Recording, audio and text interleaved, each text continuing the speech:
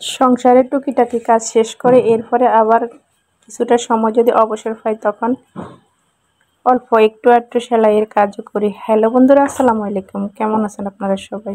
আশা করি নিশ্চয়ই ভালো আছেন। আপনাদের দোয়া এবং আল্লাহর রহমতে আমরাও ভালো আছি। এই তো দেখতেছেন কিছু কাজ করতেছি। এই সংসারের সব কাজ সেরে এত কিছুর পরেও যদি অল্প একটু একটু সেলাইয়ের কাজ করা হয়, একটু একটু না অবশ্য বলতে পারেন অনেকটাই। এই কাপড়গুলো রমজানে কাস্টমারের ছিল, রমজানে দিতে পারি নাই। এরপরে রমজানের পরে আস্তে আস্তে একটু একটু করে করে দিচ্ছি। সবগুলো তো একসাথে আর পড়বে না, সবগুলো একসাথে আর দেওয়াও সম্ভব না। কারণ বাজার হলে একটা কথা, বাসা বাড়িতে বাড়িতে তৈরি করা এগুলো তো বাড়ির সবারই ড্রেস, এজন্য হয়তো বা তখন কিছু দিছি, কিছু রেখে দিছি। এটা হচ্ছে আমার ছোট মেয়ের একটা প্যান্ট পায়জামা।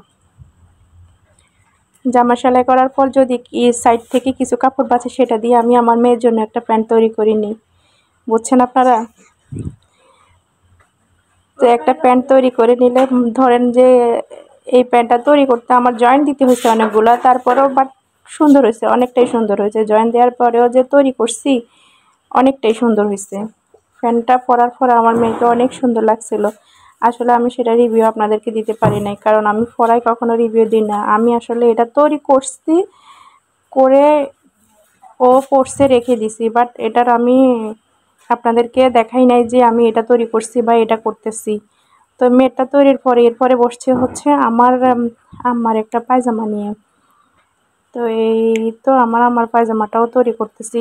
অনেকগুলাই ছিল, কেটে কেটে রেখে দিছিলাম। সবগুলো তো একসাথে আসলে তৈরি করা সম্ভব হয় না, কারণ আমরা তো আর কন্টিনিউ মেশিনে বসে কাজ করি না। সংসারের সব কাজকর্ম শেষ করতে হয়, ছেলে মেয়েদেরকে দেখাশোনা করতে হয়। এরপরে সব কিছু শেষ করে যখন একটুখানি অবসর সময় খুঁজে বের করি, হয়তো বা দেখা গেল ওই সময়টাতে এই কাজগুলা করতে হয়। কারণ করি জানি এজন্য করতে হয়, করি, করতে ভালো লাগে, ভালো লাগা থেকেই করা হয়। যে এটা প্রফেশন হবে হিসেবে নিছি কিন্তু তা না। তো মাঝে মধ্যে কিছুটা ইনকাম হলে, বাড়তি কিছুটা আয় হইলে সেটা দিয়ে তো মোটামুটি নিজের খরচটাও মেটানো যায়। তো এই জন্যই করা। আসলে এই কাজগুলা করতে ভালোই লাগে। তো করি, হয়তো সুন্দর হয় বিদায় আশেপাশের লোকজনও দিয়ে যায়। যদি সুন্দর না হয়তো অবশ্য দিত না, ভালো হয় সবাই পরে অনেকটাই খুশি হয়, এই জন্যই দিয়ে যায়। টুকটাক কিছু অনেক কিছু সেলাই করি। রমজানে অনেকগুলাই পড়ছিল।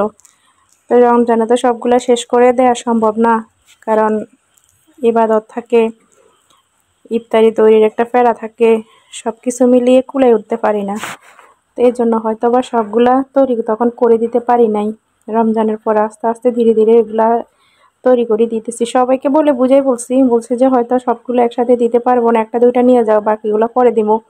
এগুলা বলে বলে সবার কাছ থেকে হয়তো রাখা হয়েছে। আমার আম্মাটাও রমজানেই দিছিল। তা আমার আম্মা দিয়ে কিন্তু আবার ঢাকায় চলে গেছিল। তো চলে যাওয়ার কারণে ওই তৈরি করা হয় নাই।